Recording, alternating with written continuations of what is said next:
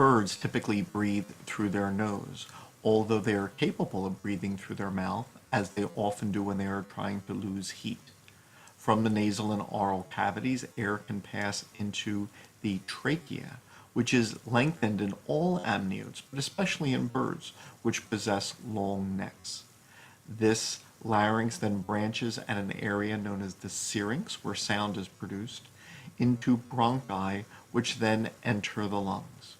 However, the bronchi do not end in the lungs forming alveoli as in mammals, but rather they pass through the lungs to reach thin-walled bags, air sacs, and collectively all these air sacs can compose 10 to 15% of the volume of the abdomen and thorax. They are typically thin-walled with one or two cell layers thick, and the air initially passes into a pair of posterior thoracic air sacs and abdominal air sacs. The air, after entering these air sacs where gas exchange is not performed, will pass to the lungs.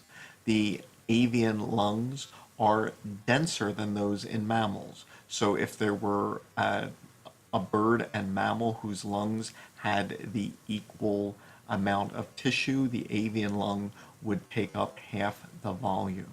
The avian lungs often are molded to the ribs around them.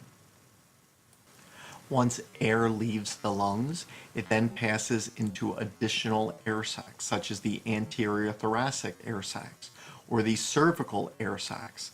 There would be a pair of each of these, or the single interclavicular air sac. From these air sacs, the air would pass into the syrinx, perhaps producing sound, and then exit through the trachea to the mouth or nostrils. The number of air sacs varies. While most birds possess 9, some have fewer, such as this loon, which has 7, and others have more, such as this stork, which has 12. Birds do not possess a diaphragm muscle separating the thoracic from the abdominal body cavities as mammals do, and instead rely on external intercostals and the longissimus dorsi to increase the volume of the thorax, and then the suprapubic and infrapubic abdominal muscles, which then decreases the volume of the thorax.